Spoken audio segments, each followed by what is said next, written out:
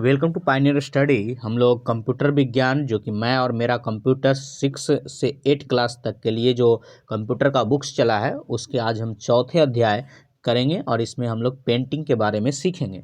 आपको पता है कि आपको 4 चीज़ें होनी चाहिए आपके पास: हाइलाइटर, बुक्स, पेंसिल और पेन, ताकि आप इसके चीज़ों को हाईलाइट कर सकें, अंडरलाइन कर सकें, जैसे जैसे आपको बताया जाए, और आप इस चीज़ को फिर अपने स्कूल के कंप्यूटर में या किसी भी कंप्यूटर में जहां भी आपको मौका मिले वहां पे आप प्रैक्टिकल कर सकते हैं। तो चलिए हम लोग अपने पाठ की शुरुआत करते हैं। चौथे चैप्टर है पेंट।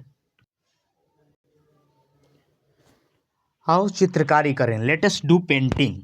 बच्चों, पेंटिंग बनाना और ड्राइंग करना आपको बहुत पसंद है ना? जिस प्रकार आप किसी कागज पर विभिन्न रंगों की मदद से एक चित्र बनाते हैं, उसी प्रकार कंप्यूटर में माइक्रोसॉफ्ट पेंट, ये एक एप्लीकेशन सॉफ्टवेयर है जिसकी मदद से ही हम लोग कंप्यूटर में पेंट करते हैं, पेंटिंग करते हैं, भी एक ऐसी सुविधा प्रदान करता है जहां आप अपनी इच्छा से चित्र या पेंटिंग बना सकते हैं, उसमें परिवर्तन ला सकते हैं, परिवर्तन कर सकते हैं और उसे सहेज सकते हैं। परिवर्तन करने का मतलब उसको एडिट करना। अंग्रेजी में परिवर्तन करने को क्या कहते हैं? एडिट करना, उसमें चेंज करना। और सहेज कर रखना का मतलब होता है उसे सेव करना, तो उसे सेव करके रख सकते हैं। ठीक है, ये देखिए, इसको अंडरलाइन करना है और इसको आपको हाईलाइट करना है। ठीक है, जो डब्बे में रखेंगे उसको हाईलाइट करते जाना है। ठीक है, आगे कंप्यूटर पर ड्राइंग, यह तो बड़ा रोचक है सर। आइए सीखते हैं एमएस पेंट के बारे में। मुझे भी सीखना है एमएस पेंट, इसे कैसे खोलते हैं और कैसे ड्राइंग करते हैं। बच्चों, एमएस पेंट मुख्य रूप से बेसिक ग्राफिक्स या ड्राइंग एडिटर है। अगर पूछा जाए कि एमएस पेंट क्या है तो आप क्या कहिएगा उसको? कि एमएस पेंट जो है वो बेसिक ग्राफिक्स या ड्राइंग एडिटर है।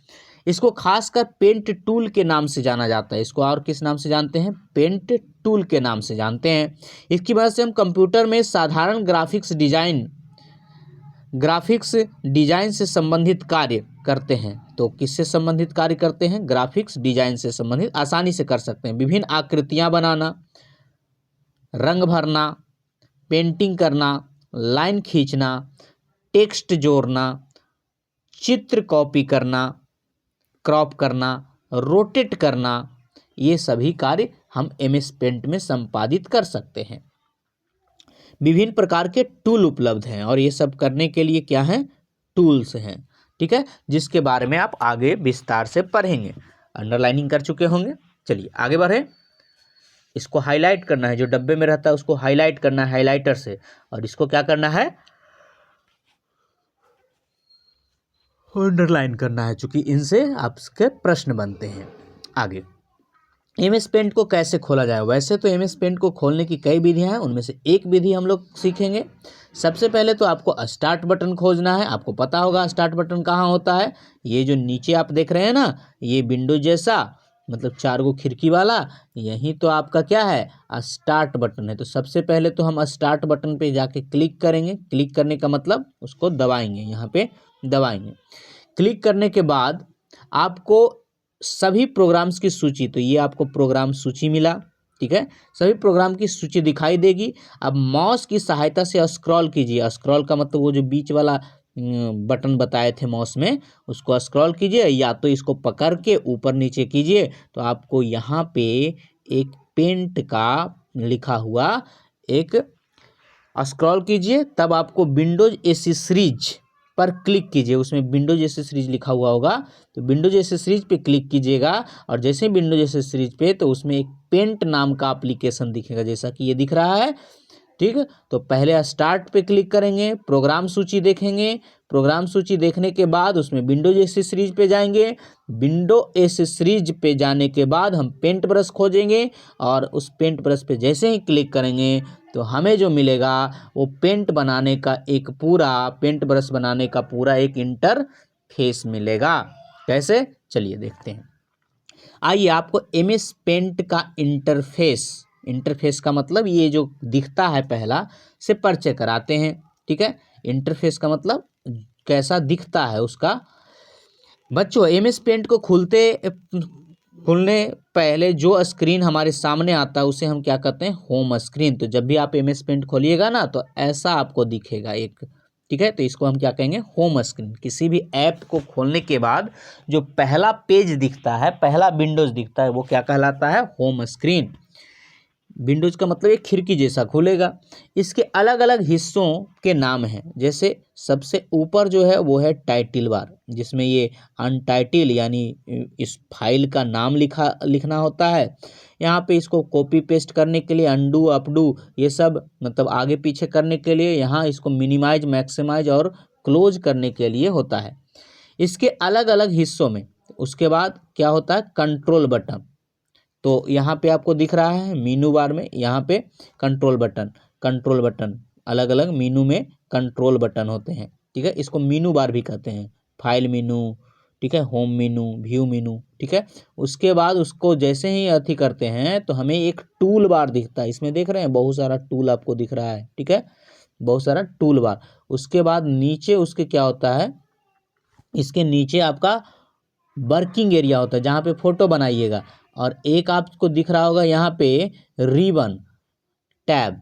तो रिबन टैब एक तो ये स्केल है, और ठीक इसी प्रकार का एक नीचे भी टैब रहता है। एक होता है रीसाइज हैंडल, जो कि इसके साइज को छोटा बड़ा करता है। उसके बाद स्क्रॉल बार, जो कि बगल में स्क्रॉल बार ये वाला रहता है, जिसकी मदद से आप ऊपर नीचे कर सकते हैं। और फिर रहता है स्टेटस बार, जो कि सबसे नीचे होता है स्टेटस बार। तो ये सभी आपको होम पेज में ही दिखेंगे। आइए इनके बारे में विस्तार से करते हैं। तो देखिए किसको क्या कहते हैं, आपसे ऐसे पूछा जा सकता है लैब में, प्रैक्टिकल में। देखिए सबसे पहले ये ऊपर दिख रहा है, इसको क्या है, टाइटल बार, है ना। ये सबसे ऊपर वाला जो लाइन है ये क्या कहलाएगा, टाइटल बार, ठीक है। उसके बाद क्विक एक्सेस टूल बार, ये जो आप दिख रहे हैं यहाँ पे ये चीज, ये है टूल बार। ये जो आपका दिख रहा है ये वाला है मीनू बार, ये वाला मीनू बार है, ये मीनू बार है, ठीक है। ऊपर वाला टाइटल बार है, और ये नीचे ये जो दिख रहा है ये क्या है, टूल बार है, ठीक है। विंडोज कंट्रोल बटन, इसमें बहुत सारा बटन, ये है विंडोज कंट्रोल बटन, ये जो क्लोज बटन है, ठीक है, ये सब जो है। यहाँ पे स्क्रॉल बार ये नीचे दिख रहा है, तो इधर भी स्क्रॉल बार होता है, नीचे भी स्क्रॉल बार होता है। रूलर का मतलब ये आपको स्केल जैसा दिख रहा है, तो इसको रूलर कहते हैं। मीनू बार, तो ये सारे चीज आपको पहचान में आ गया। आगे है जूम आउट, जूम इन करने के लिए यहाँ पे रहता है जूम, ठीक है। उसके बाद नीचे आपका होता है स्टेटस बार, ये स्टेटस दिखाते रहता है कि आपका कर्सर कहाँ पे है, ये स्टेटस बार। अब है टाइटल बार के बारे में जानेंगे, ठीक है, इसके एक एक चीज के। ये आपका पेंट का आइकॉन है, ठीक है, यहाँ पे पेंट का आइकॉन है। ये आपका सेव बटन है, ये अंडू है, और इसको रीडू पढ़ते हैं, ये पीछे ले जाने का और ये आगे ले जाने का कार्य करता है, ठीक है। पेंट विंडो के इस हिस्से में यहाँ पे आपको ये मिनिमाइज बटन है, ये मैक्सिमाइज बटन है, ये क्लोज बटन है। हिस्से में फाइल का नाम दिखाई देता है, यहाँ पे आपका फाइल नेम दिखता है। कहाँ पे, तो आपसे पूछा जाएगा कि फाइल नेम कहाँ दिखता है, तो ये टाइटल बार में ही दिखता है। अर्थात MS पेंट में जब कुछ भी काम करते हैं तो उसे हम एक नाम देकर अपने कंप्यूटर में सेव करते हैं, और यही नाम टाइटल बार में दिखाई देता है। और अगर बाय डिफ़ॉल्ट रहेगा तो अनटाइटल्ड लिखा हुआ रहेगा, मतलब आप कोई नाम नहीं दीजिएगा तो वो क्या लिखा रहेगा कि अनटाइटल्ड है, मतलब इसका कोई नामकरण किया नहीं गया है। अगर आप अपने फाइल को सेव नहीं करेंगे तो टाइटल बार पर क्या लिखा रहेगा, अनटाइटल पेंट, मतलब आपने इसको सेव नहीं किए हैं तो ये किस नाम से रहेगा, अनटाइटल पेंट, ठीक है। तो ये पूछा जा सकता है कि अगर पेंट के फाइल को सेव नहीं किया जाए तो टाइटल बार पे क्या नाम दिखाई देता है, तो वो दिखाता है अनटाइटल्ड पेंट। आगे विंडोज कंट्रोल बटन, ये 3 गो बटन को विंडोज कंट्रोल बटन कहते हैं, ठीक है। मिनिमाइज, ये जो है इसको मिनिमाइज कहते हैं, इसको मैक्सिमाइज कहते हैं। तो ये मिनिमाइज बटन, मैक्सिमाइज बटन, और ये लास्ट वाला क्लोज बटन। पेंट विंडो के सबसे ऊपर दाएं कोने में है ना, यहाँ पे ये दाएं कोने में है ना, दाएं कोने में, क्योंकि इस तरफ बायां इस तरफ दायां, दाएं कोने में आपको 3 प्रतीक बने होते हैं। इन्हें क्रमशः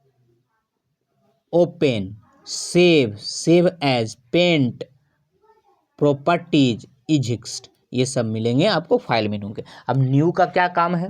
तो न्यू का काम है नया पेज खोलना के लिए इसका प्रयोग होता है। ओपन का काम है सेव किए गए किसी फाइल को खोलना अथवा आपके कंप्यूटर में मौजूद किसी फोटो को खोलने के लिए इसका प्रयोग होता है। तो ये क्या होता है? कंप्यूटर में मौजूद किसी फोटो को खोलने के लिए इसका प्रयोग होता है। किसका? ओपन का। नया फाइल के लिए न्यू और पुराने फाइल के लिए ओपन। सेव का प्रयोग किसके लिए होता है? इसके माध्यम में आप अपने फाइल को सेव कर सकते हैं। फाइल को क्या कर सकते हैं? सेव कर सकते हैं। ठीक है। सेव एज जो होता है वो क्या होता है कि सेव किए गए किसी फाइल को दोबारा किसी अन्य नाम से, यहाँ पे दोबारा किसी अन्य नाम से अगर सेव करना हो, दोबारा किसी अन्य नाम से सेव करना हो तो आप किसका इस्तेमाल कीजिएगा? सेव एज का इस्तेमाल कीजिएगा। ठीक है। नया नाम से अगर सेव करना हो तो सेव एज, और अगर उसी फाइल को पुनः सेव करना हो उसी नाम से तो आप सेव पे क्लिक कीजिएगा। क्लियर हो गया होगा? ठीक है। आगे बढ़ते हैं। ये सारे आप कर चुके हैं, इसको हाईलाइट कर दीजिएगा थोड़ा सा और इसको अंडरलाइन कर दीजिएगा। चलिए आगे बढ़ते हैं। और इजिक्स्ट में क्या होगा? इसको हम बाहर अथी कर देंगे। चलिए आगे है प्रिंट। ये प्रिंट क्या काम कहलाता है? आपके द्वारा बनाई गई किसी चित्र अथवा पेंटिंग को प्रिंटर के माध्यम से प्रिंट करने के लिए आपको किसकी जरूरत पड़ेगी? आपको प्रिंटर के माध्यम से प्रिंट करने के लिए, उसको मतलब हार्ड कॉपी बनाने के लिए आपको किसकी जरूरत पड़ेगी? तो आपको प्रिंटर की जरूरत मतलब प्रिंट पे जैसे ही क्लिक कीजिएगा और प्रिंटर से जुड़ा रहेगा तो उसका फोटो निकल जाएगा। अगला है फ्रॉम स्कैनर या कैमरा से। इस विकल्प के माध्यम से आप स्कैनर या कैमरा की मदद से किसी फाइल को इंपोर्ट कर सकते हैं। फाइल को इंपोर्ट करना का मतलब बाहर से लाना। ठीक है। सेंड इन ईमेल, आप जो फाइल बनाए हैं इसके माध्यम से आप फाइल को किसी के ईमेल पे भेज सकते हैं। फाइल को क्या कर सकते हैं? किसी ईमेल पे भेज सकते हैं। उसके बाद है सेट एज डेस्कटॉप या बैकग्राउंड, उसमें रहेगा इस विकल्प का प्रयोग करके एमएस पेंट में खुली कोई चित्र आपके डेस्कटॉप के बैकग्राउंड या जिसको वॉलपेपर कहते हैं, वॉलपेपर के रूप में दिखाई देने लगेगा जैसे ही इस पे क्लिक कीजिएगा तो। अगला है प्रॉपर्टीज। इसके माध्यम से एमएस पेंट में खुले किसी फाइल के विवरण अथवा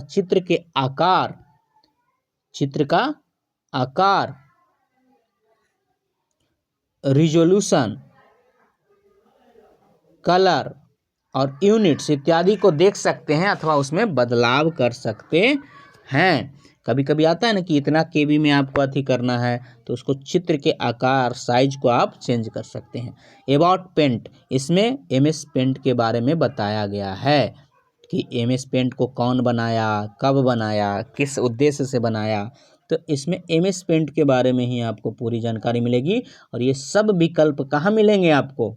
ये सब के सब विकल्प मिलेंगे फाइल मेनू में। ठीक है। आगे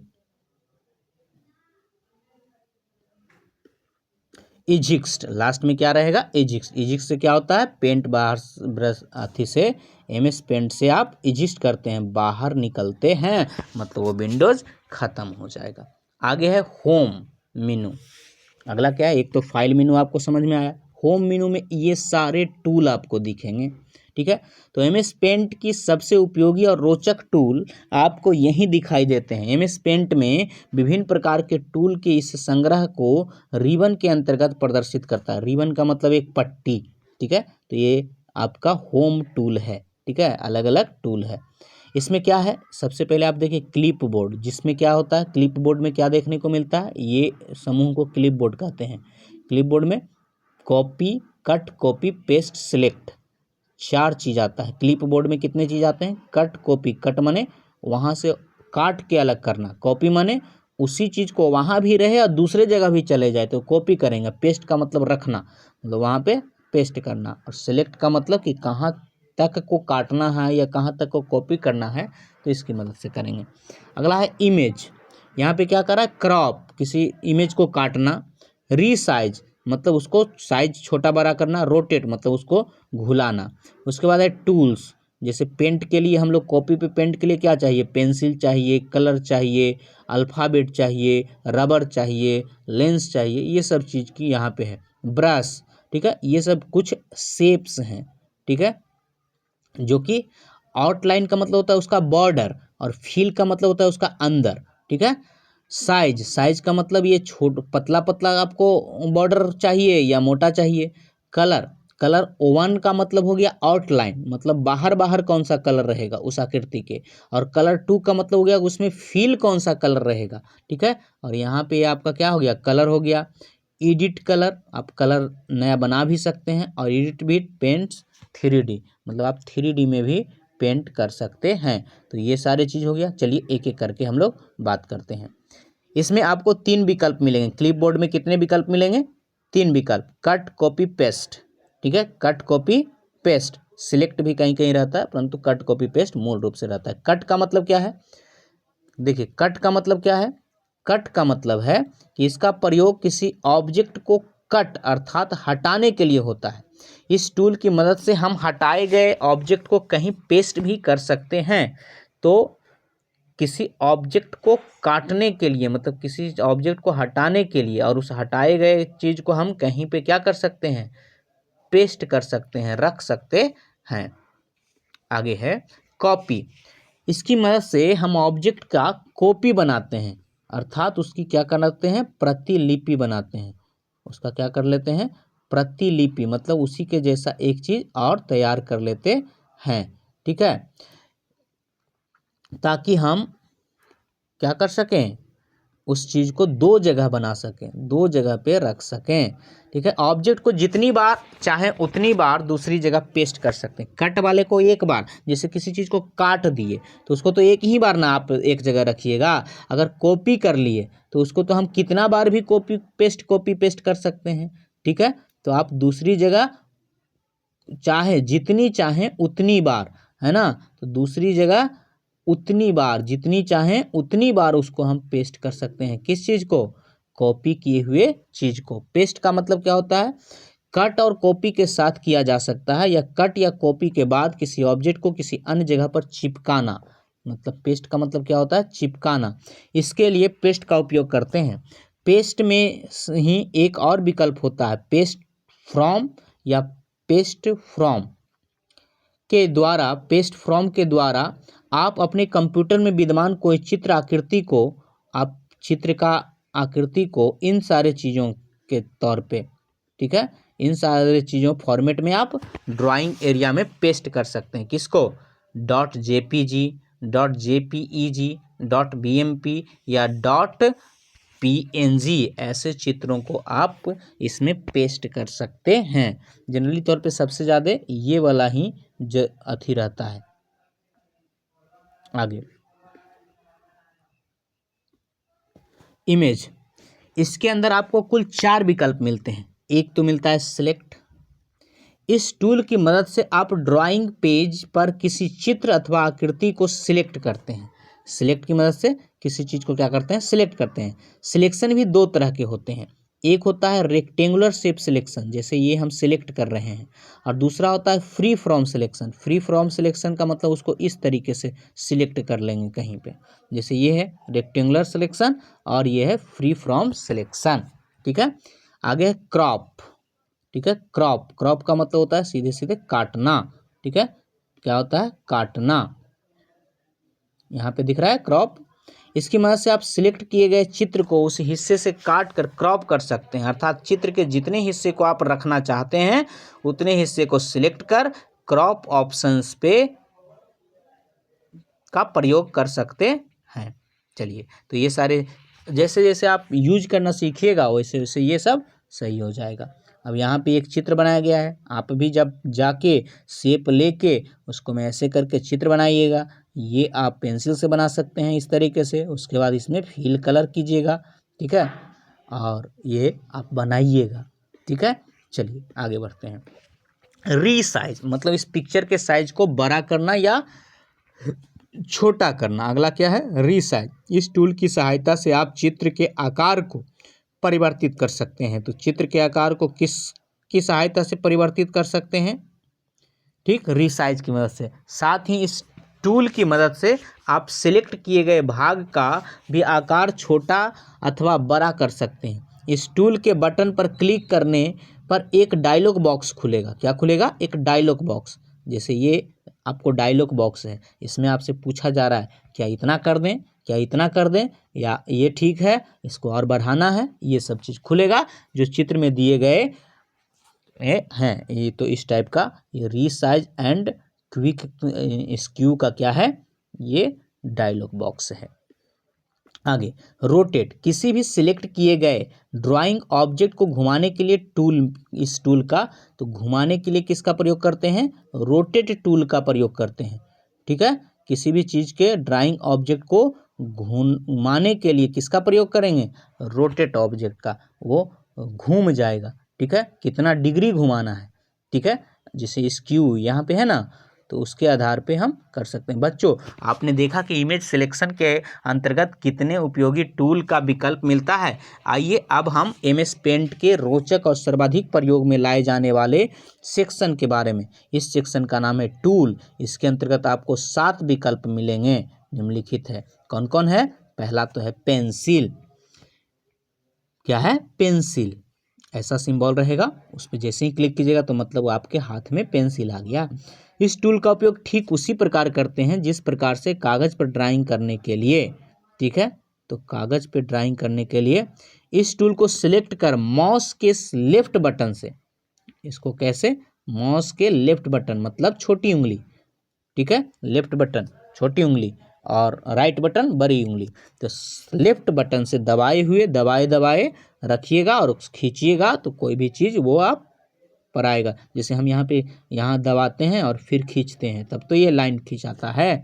दबाते हुए आप ड्राइंग एरिया का कुछ भी कर सकते हैं। आगे है पेंट बकेट। बकेट माने होता है बाल्टी। अब कहीं पे बाल्टी से अगर रंग डालिएगा तो पूरा जहाँ जहाँ फैल सकता है वहाँ फैल जाएगा। इसके माध्यम से आप ड्राइंग में रंग भर सकते हैं। तो ड्राइंग में रंग किसकी मदद से भरते हैं, पेंट बुकेट की मदद से।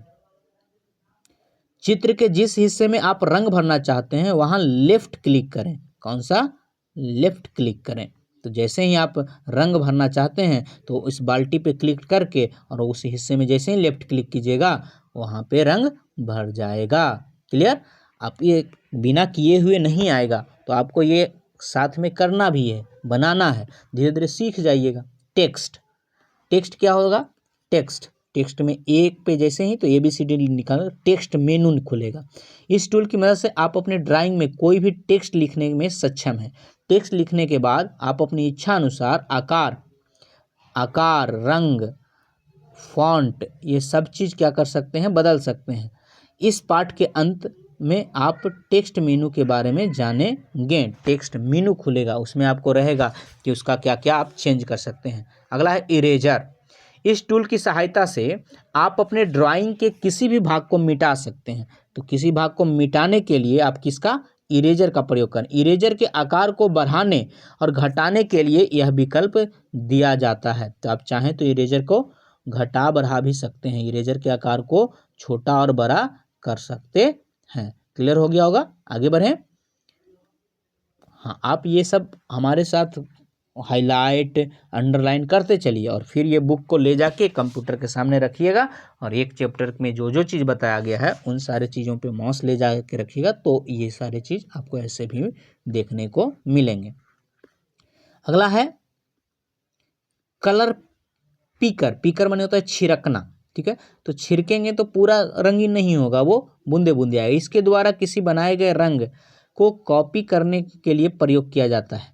जैसे आपको कोई रंग बनाकर ऑब्जेक्ट, मतलब ये रंग बनाया जाता है, कोई रंग बनाकर ऑब्जेक्ट में भरना हो तो आपको कलर बॉक्स में नहीं, वही रंग आप दूसरे ऑब्जेक्ट में भी फिल करते हैं तो आप इस टूल की मदद से कलर पिकर कर सकते हैं। इसके बाद आप पेंट बुकेट की मदद से रंग भर सकते हैं। तो रंग भरने के लिए पेंट बुकेट और कलर पिक करने के लिए कलर पिकर, तो इसको बोलते हैं कलर पिकर। आगे है मैग्नीफायर। मैग्नीफायर का मतलब ये होता है जूम करना। इस टूल का प्रयोग आप पेज को जूम करने के लिए किया जाता है। तो आपसे पूछा जा सकता है कि पेज को जूम किसकी मदद से किया जाता है? मैग्नीफायर की मदद से। आगे ब्रशेस, इसके द्वारा आप अलग अलग ब्रश प्रयोग कर सकते हैं और हमें कई विकल्प मिलते हैं, मोटा पतला ये सब। इसके द्वारा आप आकर्षक पेंटिंग बना सकते हैं, मतलब जैसे पेज पे बनाते हैं वैसे ही आप अथी पे बना सकते हैं। चलिए आगे बढ़ते हैं। शेप क्या है? आगे शेप, इसके अंतर्गत आपको कई तरह की आकृति बनाने के लिए विकल्प मिलता है, जैसा कि आप इस चित्र में देख पाते हैं। शेप के भीतर आउटलाइन और फील का विकल्प होता है। आउटलाइन का मतलब किनारा किनारा और फील का मतलब इसके अंदर का। ठीक है, आउटलाइन के माध्यम से किसी भी शेप का आउटलाइन को मोटा या पतला किया जा सकता है। आउटलाइन माने बाहरी हिस्सा, तो मोटा या पतला किया जाता है। लेकिन ध्यान देने योग्य बात है कि जो शेप आपको ड्रॉ किया है वह सिलेक्ट होना चाहिए, या फिर ड्रॉ करने से पहले आउटलाइन निर्धारित कर लेना चाहिए। शेप फिल के माध्यम से शेप में रंग को भर सकते हैं। ध्यान रहे, आप जिस आकृति में रंग भरना चाहते हैं उस आकृति को सिलेक्ट करने के साथ ही कलर को चूज कर लीजिएगा, तो आप उस आकृति में रंग भर सकते हैं। अब है कलर, यहाँ पे देख रहे होंगे कलर। आपको 5 विकल्प मिलता है कलर में। एक तो मिलता है साइज, इसके माध्यम से आप पेंसिल का साइज को या इरेजर के साइज को क्या कर सकते हैं? घटा बढ़ा सकते हैं। दूसरा होता है कलर 1, जिसमें पेंट बकेट की सहायता से, पेंट बकेट बाल्टी जो होता है, इस सहायता से किसी ऑब्जेक्ट में रंग भरने के लिए कलर 1 बॉक्स में चूज करते हैं। ठीक है, और दूसरा यह कलर 2, यह बैकग्राउंड कलर है, अर्थात इस बॉक्स में जो भी कलर सिलेक्ट रहेगा इरेजर से मिटाने पर वही रंग आएगा। तो कलर 2 क्या होता है? कलर 2 इरेजर से मिटाने पे जो रंग आता है वो कलर 2 से होता है। ठीक है, और जो कलर हम भरते हैं वो कलर 1 से होता है। समझ में आया? किसी ऑब्जेक्ट में भरने से पहले आपको ये चीज़ अथी करना पड़ेगा। चलिए आगे बढ़ते हैं। कलर पैलेट्स,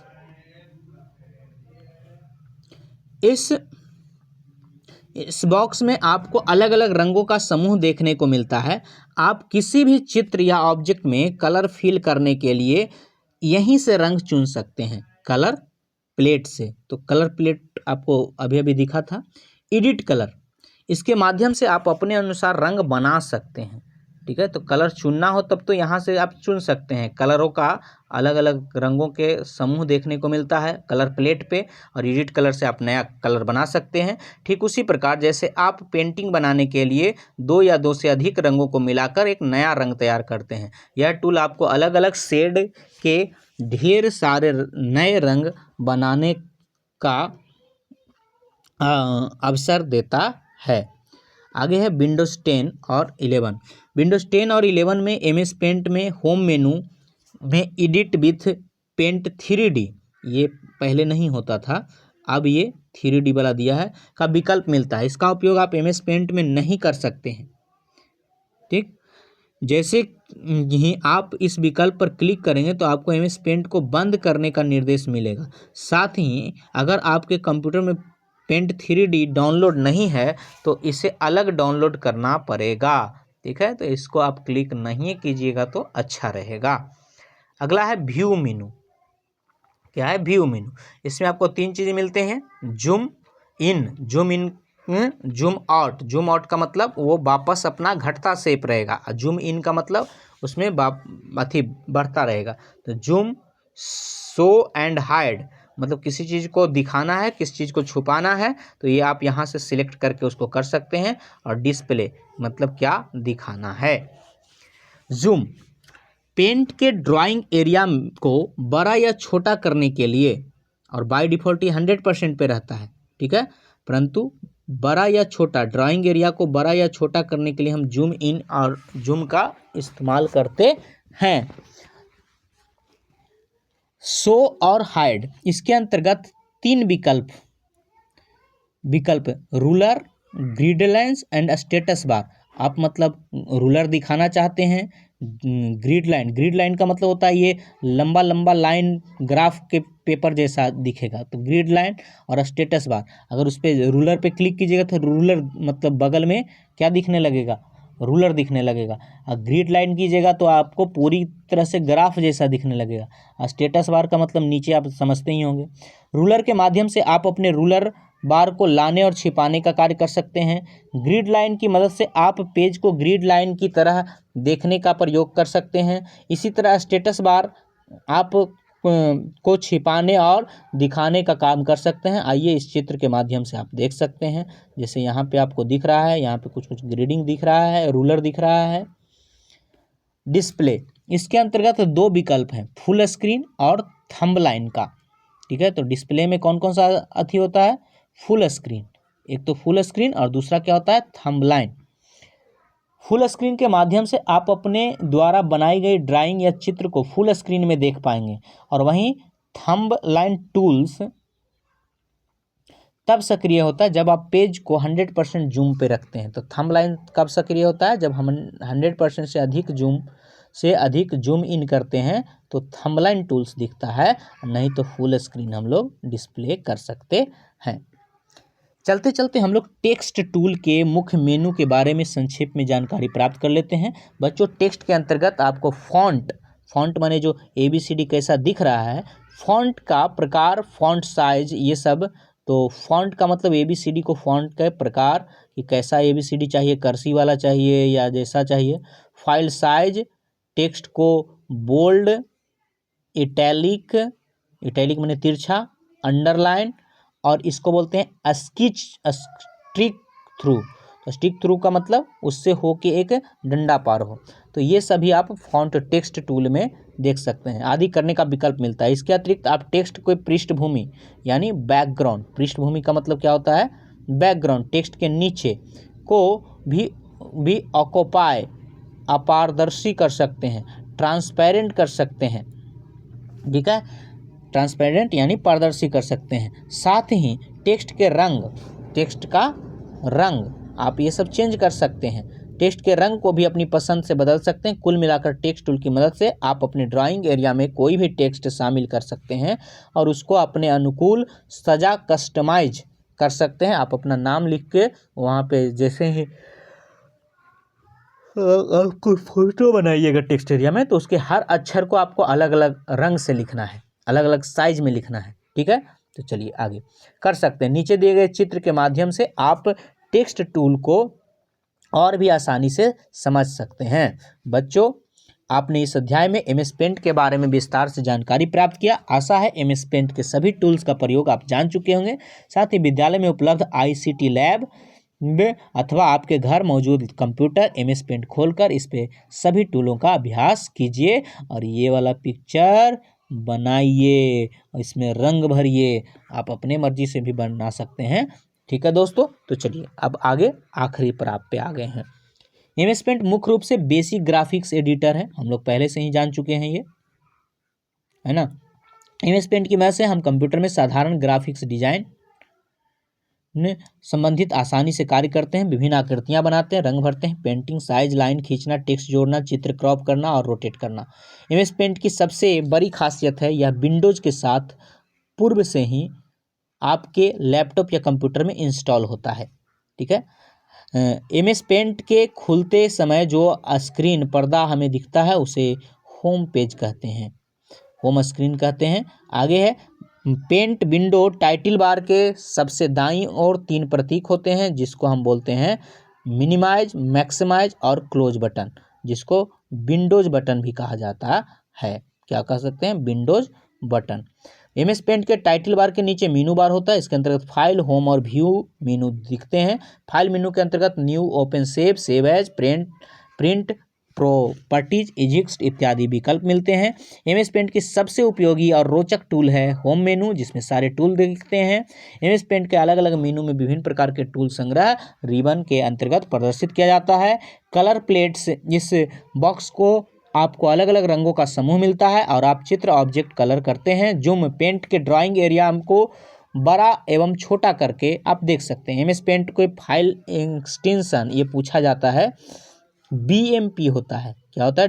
.BMP होता है। एमएस पेंट का फाइल एक्सटेंशन नेम क्या होता है? ये बहुत गहरा क्वेश्चन पूछा जाता है।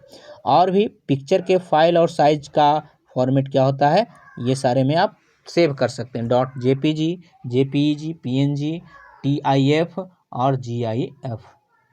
यहाँ पे चलिए और कुछ प्रश्न को जवाब दे देते हैं और कुछ प्रश्न आप खुद बनाइएगा। क्या कह रहा है? एमएस पेंट जिस जगह पर चित्र और आकृति बनाती है जाती है उसे क्या कहते हैं? तो उसे हम कहते हैं ड्राइंग एरिया। ठीक है, क्या कहते हैं? ड्राइंग एरिया या वर्किंग एरिया। एमएस पेंट के नाम लिखने के लिए कौन सा टूल उपयोग होता है? तो नाम लिखने के लिए आप टेक्स्ट टूल का प्रयोग करते हैं। आगे है, आप मैग्नीफायर, इरेजर और फिल कलर कहाँ देखते हैं? तो ये हम लोग देखते हैं इरेजर कहाँ, मैग्नीफायर, फिल कलर और इरेजर टूल में। एमएस पेंट का एक्सटेंशंस नेम क्या होता है? तो वो BMP होता है। क्या होता है? .BMP। रूलर को हाइड और शो करने के लिए का विकल्प किस मेनू में होता है? तो ये होता है व्यू मेनू में। कहाँ होता है? व्यू मेनू में। आगे यहाँ पे है, सामने टिक कथन गलत और सही लगाइए। पेंसिल टूल का प्रयोग किस चित्र में पेंसिल टूल का प्रयोग रंग भरने के लिए किया जाता है? ये तो बिल्कुल गलत है भाई, ये आपका गलत है। ठीक है, एमएस पेंट का वह हिस्सा जहां हम कोई भी आकृति या चित्र बनाते हैं उसे ड्राइंग एरिया कहते हैं। ये बिल्कुल सही है। कलर बॉक्स हमें विभिन्न रंगों को चुनने का विकल्प देता है। सही है। ब्रश टूल की मदद से हम सीधी लाइन खींच सकते हैं। ये गलत है। टाइटल बार के सबसे दाईं ओर क्लोज बटन पर क्लिक कर हम पेंट विंडो को बंद कर सकते हैं। सबसे दाईं ओर, ठीक है ये। ठीक है, तो उसके बाद आपका यहाँ पे मिलान करने वाला है। पेंसिल टूल कौन है? पेंसिल टूल आपका है कौन सा? पेंसिल टूल ये है आपका। उसके बाद लाइन टूल कौन सा है? ये है आपका। उसके बाद फिल विथ कलर कौन सा है? तो ये है आपका, ये है फिल विथ कलर। पेस्ट कौन सा है? ऊपर ये वाला। और कलर पिकर कौन सा है? ये वाला। ठीक है, आप समझ गए होंगे आसानी से। चलिए आगे। और ये लघु उत्तरीय, दीर्घ उत्तरीय प्रश्न चूंकि आपने पूरा पढ़े हैं, जाके प्रैक्टिकल भी कीजिए और इसको अपने फेयर कॉपी बनाते चलिए और उसमें क्वेश्चन आंसर करते चलिए। गुड लक दोस्तों, फिर मिलेंगे अगले पार्ट में, अगले चैप्टर में।